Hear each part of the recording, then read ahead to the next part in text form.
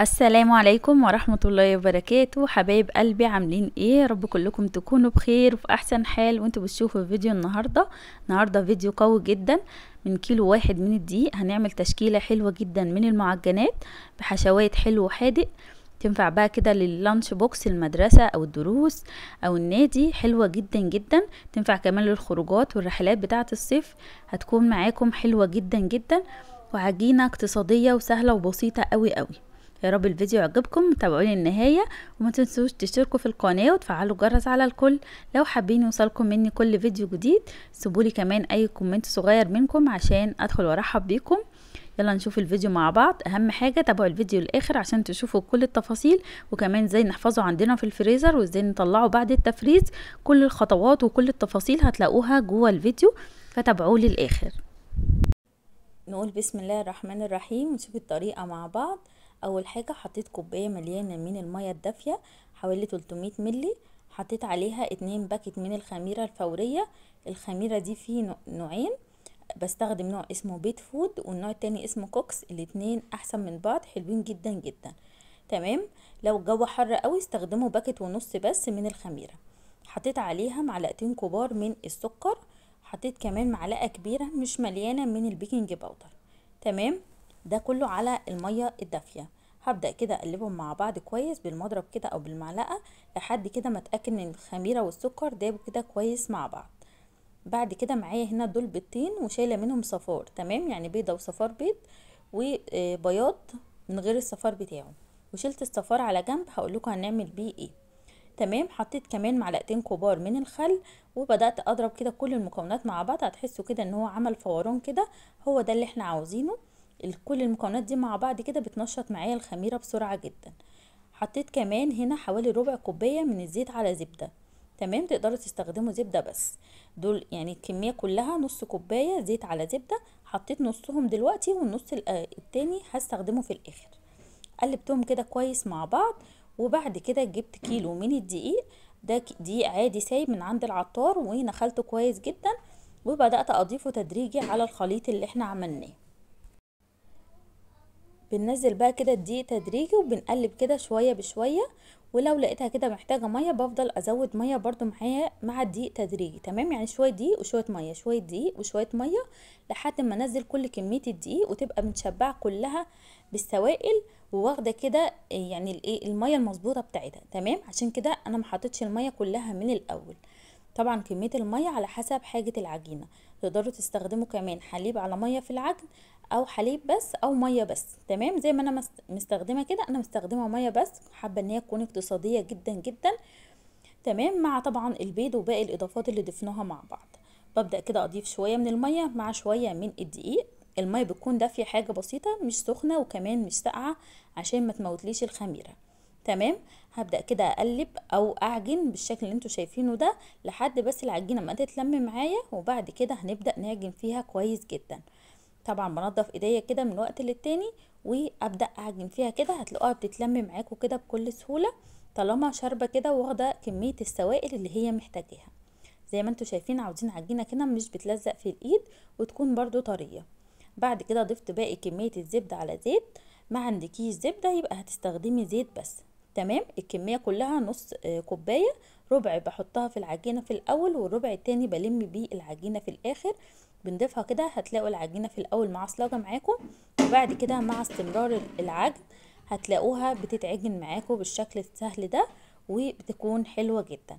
نفضل نستمر كده في العجن لمدة 10 دقايق لحد ما نلاقي كده عجينة طرية جدا ولينة معانا وكمان مش بتلزق في الايد، والى حد ما كده تكون الوش بتاعها كده ناعم وتكون كده عاملة زي الاستيك كده معانا، مدية كده عرق. يعني ايه مدية عرق؟ يعني العجينة تيجي تشديها كده تلاقيها بتتشد معاكي زي الاستيك، مش بتقطع معاكي. تعرفي ان هي كده اتعجنت كويس جدا، والدقيق كده متشرب كويس وادى العرق بتاعه. تمام. او الجلوتين بتاع العجينة طلع وادانا العرق اللي احنا محتاجينه. بعد كده بحطها كده في البوله. طبعا زي ما انتوا شايفين طالما البوله نطفت كده من العجين تعرفوا ان انتوا عاجنينها كويس جدا. هحطها كده في البوله وهغطي وشها كده بمعلقه من الزيت او الزبده. تمام. وبعد كده اغطيها واسيبها كده في مكان دافي تخمر طبعا لو الجو حر زي اليومين دول كده مش هتاخد اكتر من نص ساعة، اكتر حاجة هتاخدها نص ساعة، لو في الشتاء ممكن تاخد ساعة. تمام. بعد نص ساعة تقريبا زي ما انتوا شايفين حجمها ضعيف جدا وملت البولة، وكمان فتحت لي الغطا بتاع العجينة. تمام. بدأت كده اهبط التخمير بالشكل اللي انتوا شايفينه ده، واخدها بقى معايا على الرخامة عشان ابدأ اقسمها على التقسيمات اللي انا عاوزاها. تمام. الحته اللي انا قطعتها دي عشان ابني دايما لازم ياخد مني قطعه كده ويلعب بيها يعني.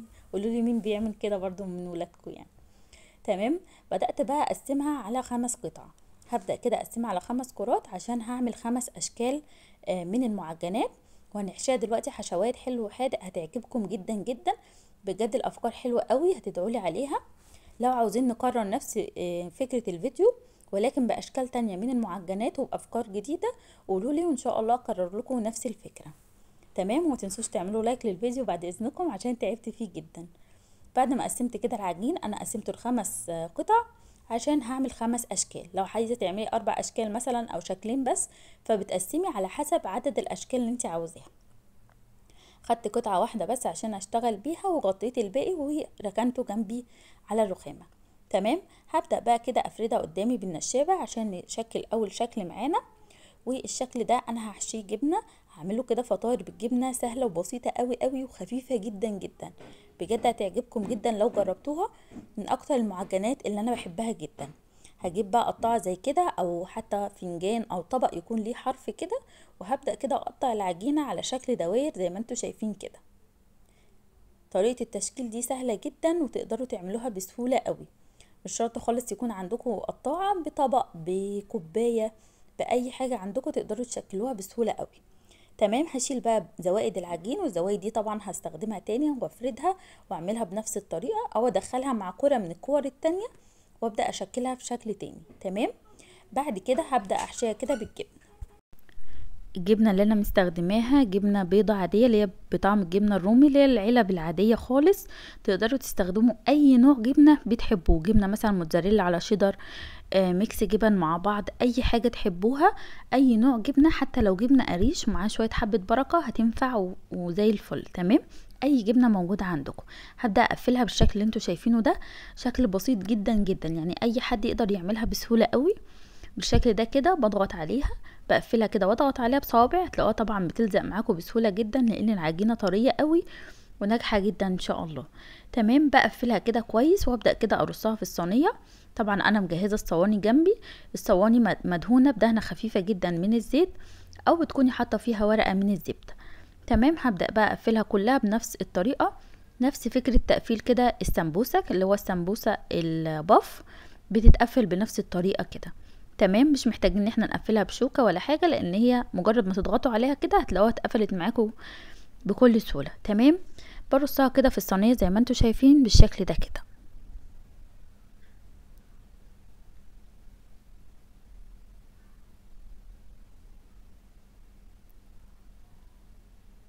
تمام. تقدروا بقى تتحكموا في الكمية زي ما انتوا عايزين تعملوا كمية اكتر من كده براحتكم خالص. تمام. انا عملت حوالي 10 قطع من الشكل ده. بعد كده اخدت الكورة التانية من العجين وبدأت اشكل الشكل التاني، بقسمها كور صغيرة زي ما انتوا شايفين كده.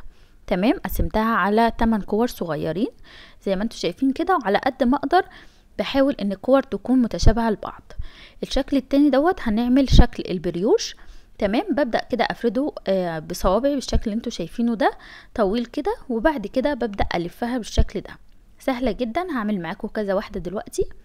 عايزه اقول لكم ان كل وصفه من الوصفات اللي انا عاملاها في الفيديو هنا موجوده على القناه بشكل تفصيلي جدا جدا في فيديو لوحدها، وكمان بعجينه مختلفه عن العجينه دي. هتلاقوا كده جنب عنوان الفيديو كلمه المزيد، هتدوسوا عليها ده بيفتح معاكم صندوق الوصف، هتلاقوني سايبالكم فيه قائمه بكل المعجنات اللي عاملاها على القناه. ان شاء الله تعجبكم جدا جدا وتستفادوا منها. دلوقتي بقى بكمل تشكيل البريوش.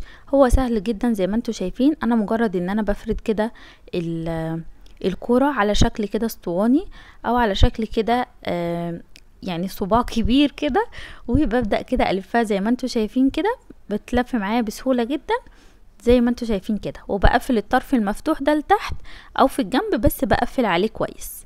حطيتهم كده في صينيه وبدات كده اضغط عليهم بايديا زي ما انتوا شايفين كده، عشان لما يخمروا للمره التانية يكونوا يعني يعلوا معايا زياده، يعني ما تكونش عاليه قوي. تمام، يا رب تكونوا فاهمين قصدي. هركنها بقى كده على جنب عشان تخمر. طبعا كل ما بنشكل صينيه بنستناها كده 5 دقايق قبل ما نخبزها، قبل طبعا ما ندهنها، يعني ندهن دهان الوش بتاعها ونخبزها في الفرن. وهعمل معاكم كل الخطوات دي دلوقتي، فخليكم متابعين معايا الفيديو وما تزهقوش. بعد كده هنبدأ نشكل تالت شكل معايا. هبدأ افرد كده العجينة زي ما انتوا شايفين كده على شكل كده دائري الى حد ما، وهبدأ كده بالسكينة وهبدأ اعملها اقطعها بالشكل اللي انتوا شايفينه ده على شكل مثلثات. وده كده هيكون شكل الكرواسون. كرواسون سهل وبسيط من غير توريق ومن غير وجع قلب من غير اي حاجة خالص، وهيدينا شكل الكرواسون وهيعجب الولاد جدا جدا. وده قررت ان انا احشيه حشوة حلوة، تقدروا طبعا تحشوه حشو حادق عادي جدا. هحشيه كده بالمربى، تقدروا تحشوه بالنوتيلا او بالشوكولاتة المبشورة او بالشوكولات شيبس زي ما انتوا عايزين. هبدأ كده احشيه بالشكل ده كده كل واحدة كده، وما تكتروش الحشوة قوي عشان ما تخرجش معاكم من العجينة. شايفين من كتر ما العجينة طرية ما كنتش عارفة الفها كويس، بس في الاخر لفيتها يعني عادي، تغلبت عليها ولفيتها عادي مفيش مشكلة. بنبدأ كده نقفله كويس جدا. طريقة الكرواسون موجودة على القناة بالتفصيل زيها زي كل المعجنات اللي عملناها دلوقتي، وهتلاقوا حاجات وافكار كتير جدا جدا. بس انتوا شوفوا كده البلاي ليست او قائمة التشغيل، وان شاء الله هتعجبكم جدا وهتاخدوا منها افكار كتير. ببدأ الفها بالشكل ده كده. ممكن كمان قبل ما نحط الحشوة على العجينة ندهن العجينة كده دهنة من الزيت، ده هتديكي كده توريقة اكتر للكرواسون وهيطلع معاكي هش جدا. تمام، بقفله بالشكل ده كده زي تقفيلة الكرواسون العادي جدا. وبعد كده كانت الصينيتين دول خمروا معايا زي ما انتوا شايفين كده. ما احنا زي ما انتوا عارفين احنا بنخمر العجينة مرتين، مرة في الاول تمام بعد ما بنعجنها، والمرة التانية بعد التشكيل بنسيب العجين كده يخمر لمدة 10 دقايق. بعد كده بنبدأ ندهن الوش بتاعه. الدهان دوت عبارة عن ايه؟ عبارة عن صفار البيضة اللي سيبناه في الاول، حطيت عليه رشة من النسكافيه ورشة من السكر ومعلقة كبيرة من المية، وقلبتهم مع بعض كويس جدا جدا. بدأت كده ادهن بيهم وش المعجنات بتاعتي. هدهن بيها جميع المعجنات ما عدا خلية النحل اللي هعملها معاكم في اخر الفيديو، هقول لكم هدهنها ايه. بدهن بيه كده كل المعجنات، اي معجنات بتخمر معايا بدهنها. وممكن نحط على الوش اي حاجة احنا عاوزينها. انا حطيت على الكرواسون شوية كده من السمسم، وحطيت على الفطاير اللي انا عملتها بالجبنة حطيت عليها من الزعتر. الزعتر المجفف ده بتكون حلوة قوي قوي مع الفطاير الجبنة. والبريوش سبته سادة زي ما هو كده، ما حطيتش على الوش اي حاجة. طبعا الفرن بيكون سخن على درجة حرارة 180 لمدة ربع ساعة قبل ما ندخل فيه الصواني. بندخلها على الرف اللي في النص لحد ما تاخد لون من تحت كده، و يعني لون ذهبي كده، وتكون خلاص دخلت على سوا. بنشغلها الشواية عشان تاخد لون من فوق. تمام، طبعا انا شغالة وبسوي في نفس الوقت. الحاجة بقى الرابعة معانا او التشكيلة الرابعة هنعمل كده فينو، كام رغيف كده من الفينو. تمام، التشكيل بتاعه سهل جدا زي ما انتوا شايفين. هشكل معاكم واحدة كمان عشان تاخدوا بالكم من الطريقة. بنبدأ كده نفردها بالشكل ده كده على شكل مستطيل. تمام، طبعا تقدروا تعملوه طويل او قصير، يعني ميني كده او كبير زي ما انتوا حابين. وبنقفلها زي ما انتوا شفتوا كده، وبعد كده نتنيها ونقفلها كويس جدا من تحت. وبعد كده بنحطها في الصينية على الجنب المفتوح. تمام، طبعا تقدروا تعملوا الكمية اللي انتوا عايزينها. دلوقتي بقى هنعمل خلية النحل برضو من نفس العجين دي كده. كانت اخر قطعة عجين معايا، قسمتها زي ما انتوا شايفين كده على 8 قطع متساويين الى حد ما. ببدأ اخد كده كل واحدة وافردها كده قدامي، وهبدأ احشيها كده بالجبنة المثلثات او الجبنة الكيري المتوفر عندك، او تحشيها جبنة بيضة عادية مش هتقول لا عادي جدا. بس هي المشهور في خلية النحل الجبنة الكيري او الجبنة المثلثات. هبدأ كده احشيها واحدة واحدة زي ما انتوا شايفين. بنفردها كده وبحشيها. عايزة اقول لكم بسهولة جدا جدا، مش بتاخد وقت خالص. يعني تشكيل المعجنات كله على بعضه كده بالعجينة بكله تقريبا اخد معايا حوالي 2 ساعات، بالرغم ان التصوير بياخد وقت طويل جدا غير العادي.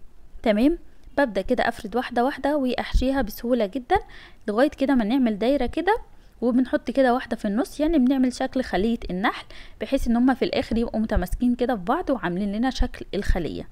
تمام، طبعا انا عاملاها صغيرة عشان انا عاملة بس قطعة صغيرة من العجين، تقدروا تعملوها اكتر من كده.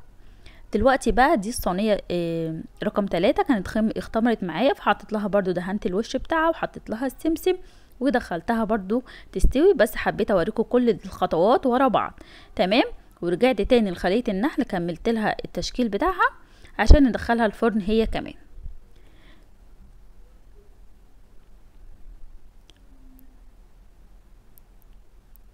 تقدروا بقى بنفس العجينة دي تعملوا اللي انتوا عايزينه. العجينة دي يعني مرنة معاكم جدا، تقدروا تشكلوا بيها اي حاجة انتوا عاوزينها. ممكن تعملوا كايزر، ممكن تعملوا توست، ممكن تعملوا بيها حاجات كتير جدا جدا. يعني انا عملت بس 5 افكار معاكم، تقدروا انتوا بقى تبدعوا زي ما انتوا عايزين. عملت كده شكل الخلية كده وبنقربهم من بعض شوية عشان لما يدخلوا الفرن كده ويختمروا يمسكوا كده في بعض ويعملوا لنا كده شكل خلية النحل. بدأت بقى ادهن الوش بتاعها بالزبدة عشان الخليط اللي انا كنت عاملاه في الاول من صفار البيض والنسكافيه كان خلص معايا، فيها بدأت ادهنها كده بالزبدة. لو مش حابين تستخدموا صفار البيض او النسكافيه تقدروا تدهنوا كل المعجنات اللي عندكم بالحليب. تمام. معلقه كده من الحليب وتدهنوا بيها وش المعجنات، مفيش اي مشكله. دلوقتي بقى احط عليها حبه كده من حبه البركه، هسيبها طبعا قبل ما ادهنها سبتها كده تختمر 5 دقايق برضو قبل ما اسويها، وبعد كده اسويها بنفس الطريقه اللي قلت لكم عليها في الاول على درجه حراره 180. كده كان كل الكمية استوت معايا اللهم بارك. اي معجنات اول ما تخرج من الفرن عشان نحافظ على طراوتها لازم نغطيها بفوطين او فوطة واحدة تكون تقيلة جدا او فوطين فوق بعض، وفوق الفوط بنحط كيس بلاستيك. تمام. وبنسيبها لحد ما تبرد عشان نقدر نستخدمها وتكون طرية كده معانا ومحتفظة بالطراوة بتاعتها. لو هتفرزوها في الفريزر وتستخدموا منها طول الاسبوع تقدروا تحطوها كده في كيس بلاستيك او كذا كيس بلاستيك وهي يعني لسه دافية شوية، حاجة بسيطة. تمام. يعني تكون بردت بنسبة يعني 3/4. تمام. ويكون فيها دفى حاجة بسيطة، بنحطها في الفريزر على طول، مش بتدخل التلاجة ولا اي حاجة، على طول على الفريزر. تمام. ولما بنيجي نستخدمها بنطلع كام واحدة نحطهم يا اما في الميكرويف او في الفرن او بنسخنهم على طاسة على نار هادية على النار، نغطيها لحد ما يفك التجميد بتاعهم. تمام. او بتسيبيها في اي مكان كده لوحد، يعني على رخامة او حاجة تفك لوحدها من التجميد، بتلاقوها كأنها طازة بالظبط طالما فرزناها بنفس الطريقة اللي قلتلكوا عليها دي. عايزه اقول لكم تحفه جدا زي ما انتم شايفين، تضغطوا كده على القطعه بترد معاكم كده تاني، تعرفوا ان هي كده مظبوطه جدا جدا. عجينه طريه قوي، حلوه جدا جدا، طعمها جميل، قبلت معايا كل الحشوات وكل التشكيلات وطلعت معايا اللهم بارك حلوه جدا جدا. جربوها، متاكده ان هي هتعجبكم قوي. تقدروا تستخدموها بقى، احنا دلوقتي ايام الصيف تقدروا تستخدموها في النادي، لو ولادك بياخدوا كورسات او تمارين او كده هتنفعكم جدا جدا في الشغل كمان لو حابين. وكمان كمية كبيرة جدا، يعني طريقة اقتصادية قوي، وحبيتش اعمل العجينة مكلفة.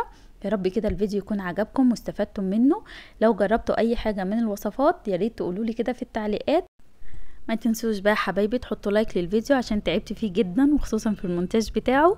ما تنسوش كمان تشتركوا في القناة وتفعلوا الجرس على الكل. لو حابين يوصلكم مني كل فيديو جديد اكتبوا لي اي كومنت صغير تقولوا لي ان انتم من اي بلد عشان ادخل وارحب بيكم ويكون كده في تواصل بينا. اشوفكم ان شاء الله في فيديو جديد. مع الف سلامة حبايب قلبي.